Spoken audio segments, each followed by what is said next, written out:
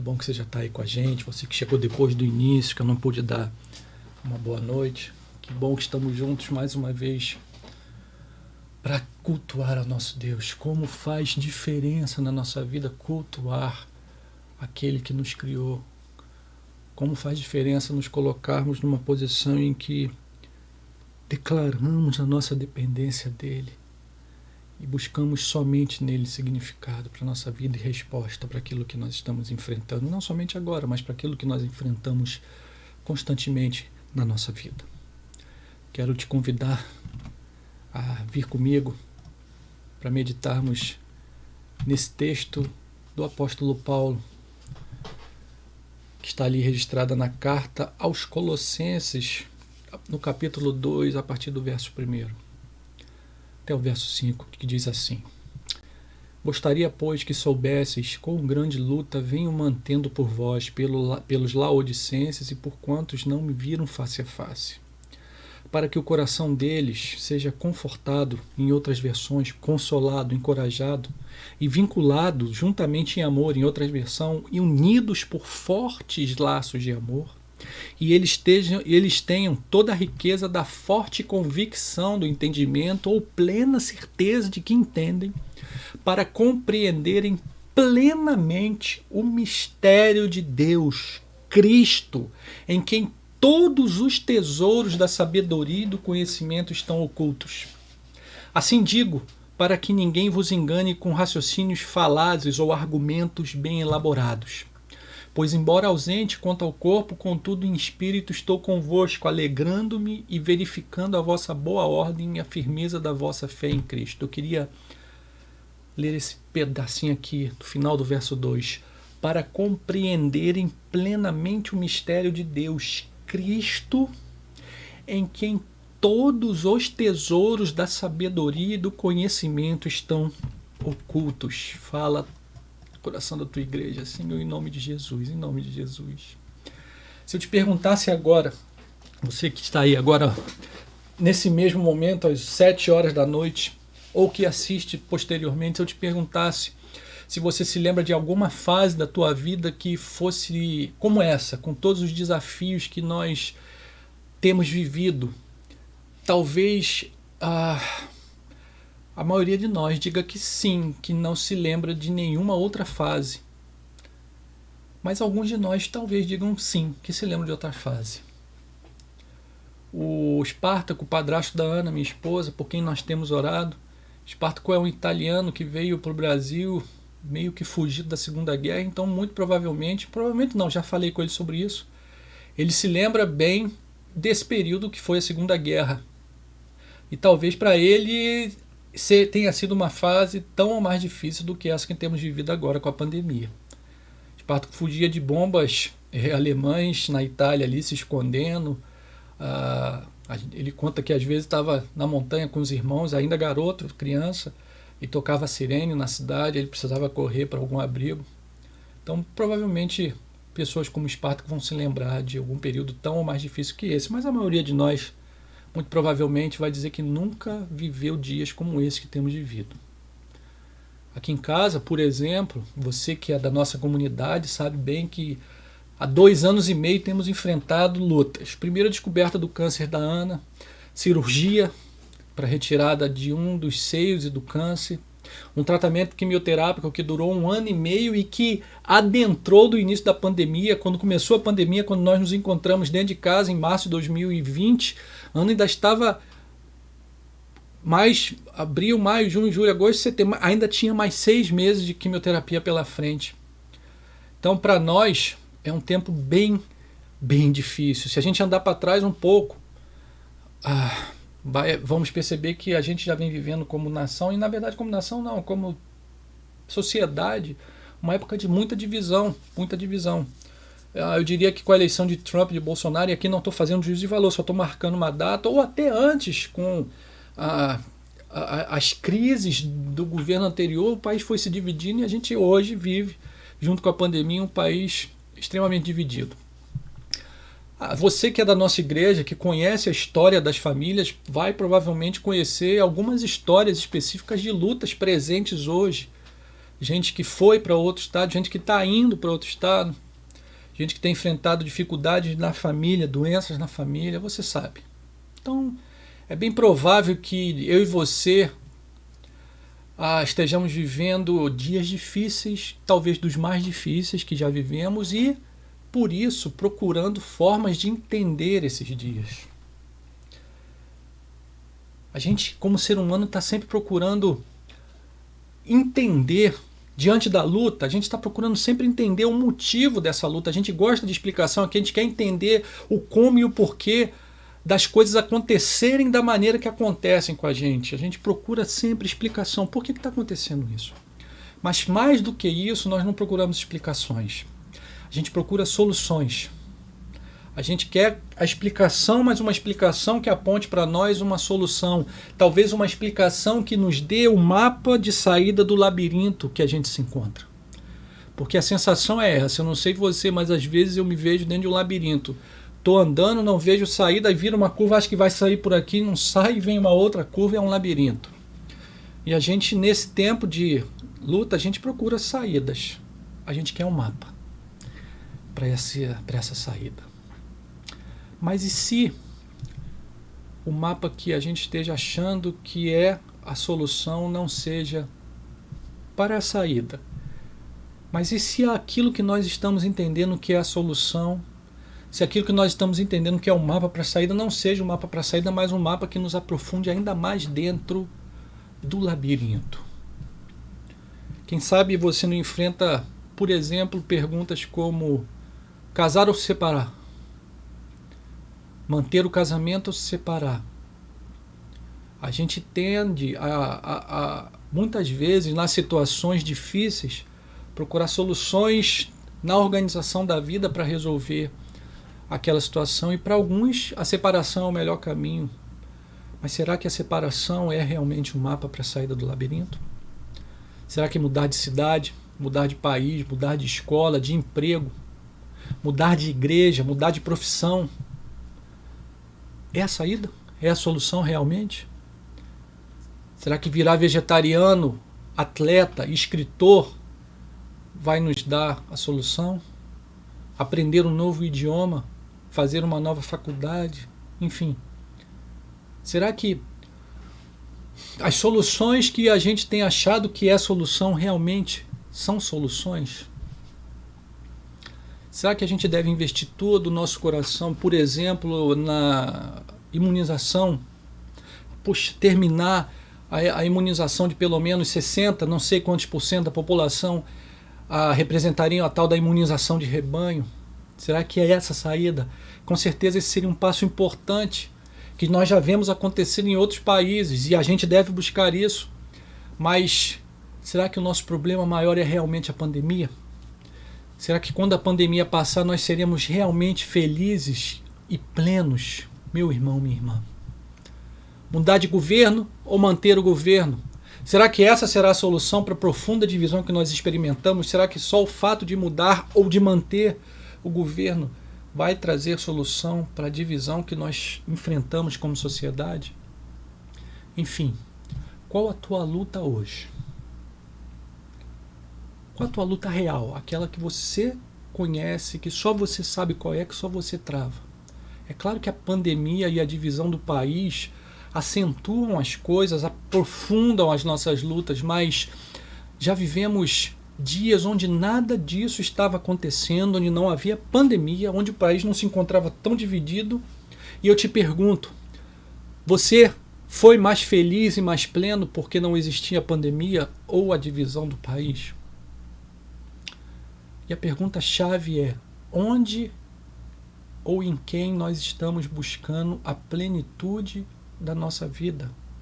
Onde ou em quem nós estamos buscando um mapa para a saída do labirinto, o mapa para uma humanidade plena, para uma vida que tenha significado e seja plena de esperança, de alegria e de satisfação? Aonde eu e você estamos procurando? Paulo está escrevendo uma carta a uma igreja nova, recente.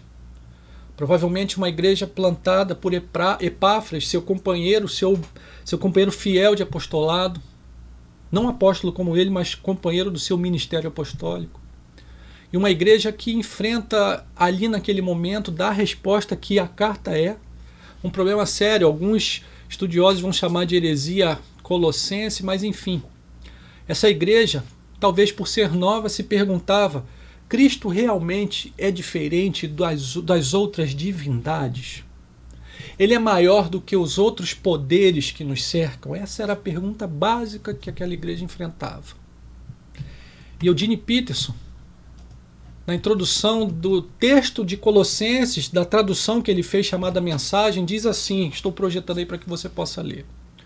O povo da época, em sua maioria, acreditava que o ar em torno deles ou delas estava cheio de espíritos invisíveis e que os humanos ignoravam o perigo que tais seres representavam. Manuscritos com encantamentos para controlar esses poderes ou proteger-se deles eram conhecidos como cartas efésias. E a cidade de Colossos é muito próximo da cidade de Éfeso, que era uma grande cidade, era o grande centro urbano daquela região. Os colossenses tinham medo de desagradar os espíritos e assim ficarem expostos à doença ou à pobreza. E quem era Jesus, pensavam, comparado a esses poderes? Basicamente era essa a questão que envolvia a heresia colossense e que Paulo procurava responder na sua carta. Paulo então responde a seguinte pergunta: onde aquele povo deveria colocar o seu coração, sua esperança? Onde eles deveriam buscar sentido? Onde eles deveriam buscar um mapa para fora do labirinto que a vida constantemente os colocava? Onde eles deveriam se proteger daqueles supostos poderes? O apóstolo então escreve de sua prisão em Roma algumas respostas a essas perguntas, mas uma resposta específica. E não faz um tratado enorme, ele não tenta forçar uma explicação com argumentos bem construídos, ele só tem uma explicação a dar para os colossenses.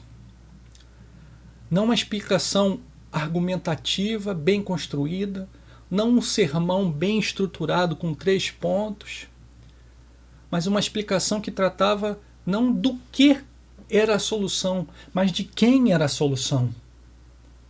Não uma explicação que buscasse trazer uma filosofia, não uma explicação que buscasse trazer, por exemplo, o ascetismo, o não se envolver com algumas coisas do mundo. Não uma explicação que tentasse fortalecer a adoração a anjos como seres que pudessem proteger o povo dos poderes que estavam supostamente ao seu redor. Paulo não fala de cerimônias específicas, de rituais. Paulo não fala do que, mas Paulo fala de quem. Para Paulo, a explicação, o mapa, estava não num argumento, mas numa pessoa. A explicação estava em Jesus, Filho de Deus, Deus com Deus. Aleluia! Essa era a explicação de Paulo. Se trata de quem tinha em si mesmo, tem em si mesmo, como ele descreve, Paulo, todos os tesouros da sabedoria e do conhecimento. Para Jesus, então, para Paulo, então, Jesus era a explicação completa para a vida. E esse é o nosso tema essa noite. Jesus, a explicação completa. Os colossenses tinham à sua disposição argumentos bem construídos, filósofos bem formados, inteligentes. Os colossenses tinham compêndios maravilhosos explicando tudo com detalhes e eram argumentos cativantes. Argumentos que muito certamente iam em encontro aos desejos daquele povo, iam em encontro àquilo que o povo ansiava. Argumentos que sabiam levar em consideração o que eles já pensavam sobre o mundo, para então entregar uma explicação que fosse convincente para eles. Mas esses argumentos não apontavam para o autor e consumador da fé. Não apontavam para aquele que tinha andado com a humanidade, mostrando o que era um ser humano verdadeiro com seu exemplo. Aqueles argumentos não glorificavam aquele que morreu por nossos pecados, pelos pecados do povo de Colossos e que ressuscitou ao 3º dia. Para aqueles filósofos, talvez Jesus tenha sido um bom homem, um bom exemplo, mas só, nada mais. Para eles, talvez muitos outros bons exemplos tivessem passado pela vida e pudessem ser seguidos também. Para eles, Jesus era apenas mais um deles. Mas o que Paulo vai dizer é um grande não. Não, Jesus era muito mais. Jesus era o Filho de Deus. Jesus era um mistério de Deus. Um mistério que não era mais oculto, mas como Paulo mesmo disse no verso 26 do capítulo anterior, o mistério que estivera oculto dos séculos e das gerações, mas agora, todavia, era um mistério que se manifestou aos seus santos, um mistério que estava manifesto diante deles, que era o Filho de Deus. O mistério era Jesus, o Filho de Deus, aquele que tinha em si mesmo todos os tesouros da sabedoria e do conhecimento. Preste atenção nessa expressão maravilhosa. Não é apenas o conhecimento, o entendimento. Jesus não tem somente isso. Jesus tem mais. Jesus tem sabedoria, a capacidade de aplicar o conhecimento à situação da vida. A capacidade de aplicar o conhecimento à situação da vida no momento adequado, da maneira adequada. Que Jesus tinha era isso. Conhecimento e sabedoria. E para Paulo, esse conhecimento de Cristo, conhecimento de uma pessoa, não de uma doutrina, mas de uma pessoa, é aquilo que trará conforto, consolo aos corações. Não somente isso, esse conhecimento é a riqueza dos tesouros. Riqueza para uma vida que é vivida de uma maneira ampla, completa. E mais, Cristo, conhecimento e sabedoria plena, não era um conhecimento que se manifestava individualmente, como ele fala no verso 2. Vinculados juntamente em amor, unidos por fortes laços. Para Paulo, Cristo era experimentado não na individualidade de um ser, ainda que fosse experimentado na individualidade de um ser, ele era experimentado ainda mais plenamente na coletividade de uma comunidade. Paulo então está dando a sua explicação para a vida. E a sua explicação não é argumento. A sua explicação não é um compêndio. A sua explicação é uma pessoa. Essa pessoa era o mapa para sair do labirinto para Paulo. Para ele, Cristo Jesus é a explicação completa para todos os aspectos da vida. Deus que habitou no meio de nós. Era esse Deus de quem Paulo falava. Deus que deixou sua glória para viver como um ser humano, mostrando o que era um ser humano pleno. A vida de Jesus nos revela quem nós podemos ser nele.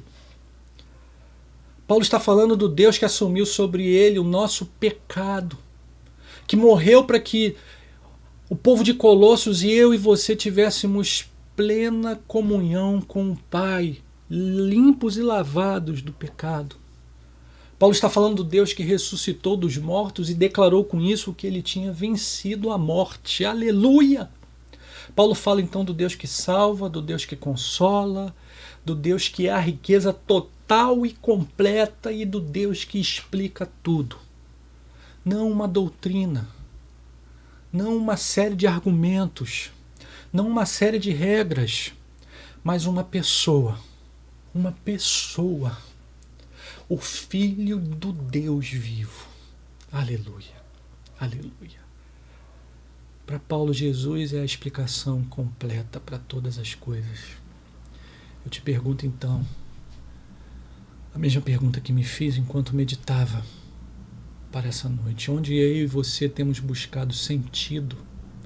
Onde eu e você temos buscado as soluções para as nossas batalhas? Quem tem sido o nosso verdadeiro norte? Talvez como eu mesmo, você pense em alguns momentos, eu não consigo melhorar, não consigo ver a saída para isso, eu tenho tentado de tudo, nada parece resolver, mas onde eu e você temos buscado? Como nós temos tentado? O que nós temos tentado? Em quem nós temos buscado? Será que nós temos buscado em nós mesmos? Na nossa capacidade? Na nossa sabedoria própria? Ou será que nós temos buscado em livros de autoajuda, em qualquer outro livro, partidos políticos, em homens e mulheres poderosos, aonde nós temos buscado significado e sentido, soluções para as crises que nós vivemos? Será que o dinheiro tem sido um local onde nós temos buscado? Será que temos buscado solução no status pessoal, em ser alguém reconhecido? Será que nós temos buscado no prazer? ou nos prazeres? Eu quero desafiar você fazendo mais algumas perguntas. Será que nós temos buscado no casamento? Será que o casamento tem se tornado para nós o lugar onde eu e você achamos que vamos encontrar significado pleno e completo? Ou nos filhos? Na realização dos filhos? Até mesmo em projetos sociais, fiquei pensando nisso enquanto meditava. Será que o projeto Crescer pode se tornar para mim e para você que nos ajuda o local onde eu busco significado para a minha vida? Até o serviço ao outro pode se tornar um ídolo, meu irmão, minha irmã. Para Paulo, só há um lugar. Na verdade, para Paulo, só há uma pessoa: Jesus. Para o apóstolo, Jesus tem nele mesmo todos os tesouros. Para o apóstolo, Jesus é o único consolo e conforto verdadeiro. Preste atenção nisso. Eu e Ana, de vez em quando, brincamos aqui sobre comfort food, ou aquela comida gostosinha que a gente gosta de comer no dia que está mais ansioso. E aí vai da história de cada um de nós. Para ela para Ana é um pratinho de comida quentinho à noite. Para mim é um pãozinho fresco com café com leite ali no lanche, aquela comida que me remete ao meu avô trazendo o pão quente às 4 horas da tarde ali, quando eu ficava na casa dele, aquela comida que traz um conforto no momento de angústia. Será que até isso pode se tornar um ídolo para a gente? Só Jesus é esse conforto. Para Paulo, só Jesus é esse consolo. Para o apóstolo, Jesus é o único conhecimento que nos torna sábios. Somente nele eu e você aprendemos a viver melhor. E vejam, Paulo diz que tudo isto está oculto em Jesus, o que é muito interessante. Porque, pensa comigo, se está em Jesus, e Jesus já tinha se revelado, Jesus já tinha andado com os discípulos, Jesus já tinha morrido, Jesus já tinha ressuscitado, quando Paulo está escrevendo essa carta, já estava disponível. Jesus já tinha vivido. Ele já era conhecido, já poderia ser conhecido através dos testemunhos daqueles que andaram com ele e que viveram com ele. Mas mesmo assim, Paulo usa essa palavra, oculto. E para mim isso significa que é algo que deve ser buscado. É algo que não é dado a qualquer um, mas é para aqueles que buscam, que cavam. Eu sempre me lembro da imagem do tesouro enterrado dos piratas ali, e Jesus usa essa mesma parábola do homem que encontrou um tesouro enterrado em um campo, foi lá, vendeu tudo para um tesouro, para pegar aquele tesouro que estava enterrado em um campo. Então esse tesouro, ele é para ser cavado, é para revirar a terra atrás desse tesouro. E revirar a terra suja os dedos. Revirar a terra pode até machucar as mãos e os dedos de tanto cavarmos. E eu acho que é esse o sentido que Paulo dá. Jesus é o tesouro oculto que deve ser buscado com afinco e com constância. Aonde? Na palavra que o revela, na palavra que declara quem ele é, na palavra que fala da sua história, na palavra em que descreve como ele viveu, quem ele era, o que ele disse, como ele viveu e o que ele fez. Jesus é aquele que deve ser buscado na palavra.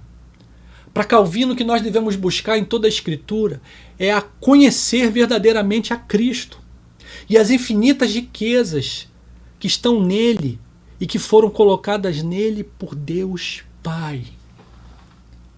Então, meu irmão, minha irmã, o resumo de tudo o que eu disse é o seguinte: Jesus é a explicação completa para a vida. Você tem buscado a Ele. Em Jesus eu encontro conforto e consolo reais. Não conforto e consolo da comida, do dinheiro ou de qualquer outra coisa, mas um conforto e um consolo que realmente cuidam da minha vida. Em Jesus eu encontro a riqueza de um conhecimento que me torna sábio, verdadeiramente sábio. E a sabedoria de Jesus é aquela que imita a sua vida, que é a vida humana perfeita. Em Jesus, eu experimento essa sabedoria na comunidade, no corpo de Cristo, que é a igreja, no corpo de irmãos e irmãs. Mas eu preciso buscar com afinco. Eu e você precisamos buscar com afinco. Está oculto. Precisa ser cavado. Precisa ser buscado na palavra. Jesus é a explicação completa para a vida. Mas eu a encontro ao me dedicar à palavra, porque é nela que encontro Jesus revelado.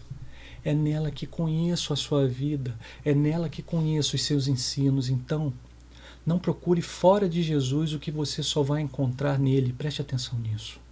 Não procure fora de Jesus o que você vai encontrar apenas em Jesus. Se dedique à leitura da palavra como alguém que se dedica a conversar com Jesus. Faça da leitura bíblica uma conversa com ele, porque é isso que ela é, uma conversa. Eu ouço a sua voz quando eu leio e eu respondo em oração e meditação ao conversar internamente com ele. Aos poucos eu vou encontrando o que estava oculto. Pode ser que o dedo saia sujo da terra, pode ser que saia machucado, pode ser que haja luta para encontrar isso. É aquela luta buscando do Espírito a interpretação para a minha vida. Não uma interpretação diferente, nova, não, mas específica para aquele detalhe da minha vida. Quanto mais eu leio, mais eu encontro conforto e sabedoria. Quanto mais eu converso com ele, mais enxergo um mapa para a saída. Não é a experiência de conhecer a doutrina. É a experiência de conhecer alguém. O que Paulo nos convida é para conhecermos uma pessoa. O Filho de Deus. Deus com Deus. E talvez seja aqui que muitos sábios e poderosos do mundo não consigam entender, porque estão atrás de argumentos filosóficos, estão atrás de 7 passos para uma vida feliz, 10 passos para uma vida com significado, 20 passos para um casamento feliz, 5 maneiras de criar filhos, quando no final das contas nós encontramos uma pessoa. Uma pessoa. Para um pouco e reflita aqui comigo. Será que temos nos dedicado a conhecer a Jesus? Será que temos buscado no lugar correto a solução para as nossas lutas? Não tenta, meu irmão, minha irmã, encontrar açúcar no mar, nem sal no canavial. Vá ao lugar certo para encontrar aquilo que eu e você precisamos, que possamos ir ao lugar certo para encontrar aquilo que nós precisamos. Que não é doutrina, não são argumentos, ainda que tudo isso faça parte da linguagem da qual a palavra revelada se vale para nos explicar ao Senhor Jesus. Mas antes de tudo, que eu e você possamos ir, cavar, buscar com afinco o conhecimento de uma pessoa. E então experimentemos nessa busca o consolo para dias tão difíceis. Que eu e você possamos experimentar essa sabedoria para decisões do dia a dia em momentos tão complicados.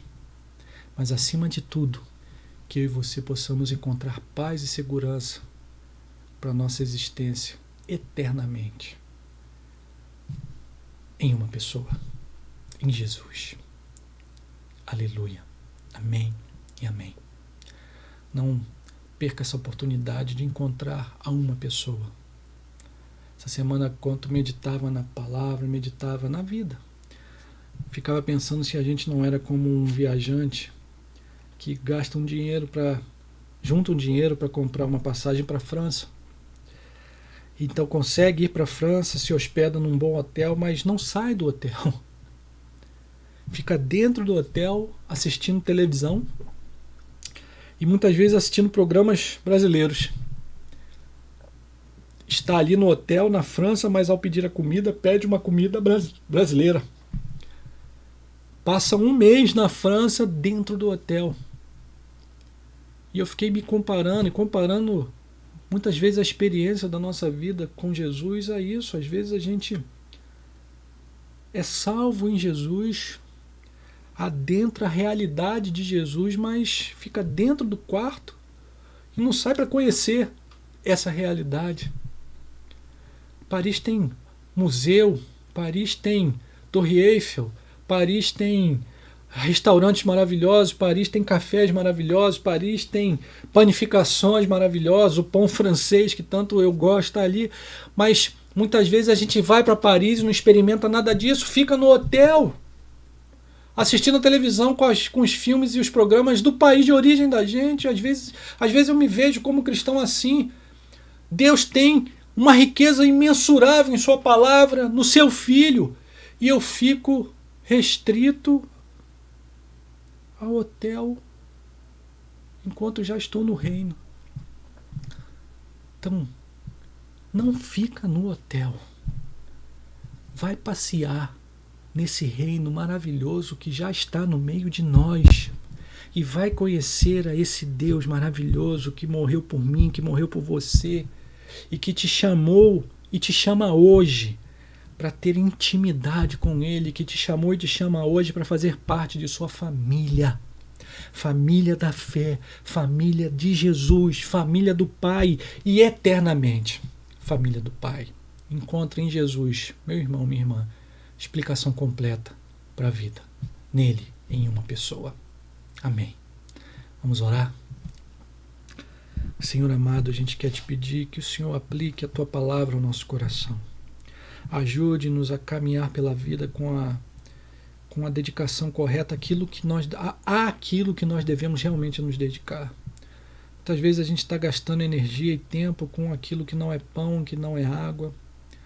Muitas vezes a gente está gastando energia e tempo com aquilo que divide, não com aquilo que nos une. Quando temos à nossa disposição o teu Filho. Aleluia! Temos à nossa disposição o conforto e o consolo de sermos do Senhor em Jesus. Temos à nossa disposição todos os tesouros do conhecimento, a sabedoria que está oculto nele. Aleluia! Ajuda-nos a experimentarmos mais profundamente essa realidade. Ajuda-nos a termos uma vida que realmente busca isso que está oculto, no sentido de que deve ser procurado a intimidade com o teu Filho. Ajuda-nos a encontrar ali cura para os nossos corações tão abalados nos dias atuais. Ajuda-nos a encontrar ali significado para vidas que muitas vezes percebem que não há propósito em nada se não for o Senhor. Ajuda-nos, Senhor, a encontrar em Jesus sem segurança para as nossas aflições, seja de saúde, seja de financeira, seja de qualquer outro aspecto. Ajuda-nos a encontrar no teu Filho a explicação completa para todas as coisas. No teu Filho. Então nos ajuda a ter um relacionamento pessoal, íntimo, verdadeiro, constante e profundo com Jesus. Jesus, me ajuda a te ouvir. Jesus, me ajuda a te ouvir constantemente. Me ajuda a chorar na tua presença, me ajuda a cantar na tua presença, me ajuda quem sabe, nos momentos difíceis, me ajuda também a gritar de angústia na tua presença, porque é assim que se criam relacionamentos profundos, experimentando todas as emoções e todos os sentimentos juntos. Me ajuda, Senhor. Ajuda a tua igreja. Nos ajuda, Senhor, em teu nome, em teu nome. Teu nome. E que aqueles que ainda não te conhecem, que não tiveram uma experiência genuína com o Senhor, façam isso essa noite. Que tomem uma decisão de serem amigos e amigas do Senhor, de encontrarem no Senhor plenitude, de confessarem o Senhor como o único e suficiente Salvador. Não tem mágica e não tem ritual, não tem cerimônia a dizer: Jesus, eu creio em Ti e quero andar contigo. Me perdoa dos meus pecados e me ajuda a andar contigo na tua presença. É isso. Faz isso essa noite, Senhor. Ou essa tarde, essa manhã, quando essa mensagem for vista. É o que te pedimos em nome de Jesus, com perdão dos nossos pecados. Amém e amém. Gente querida,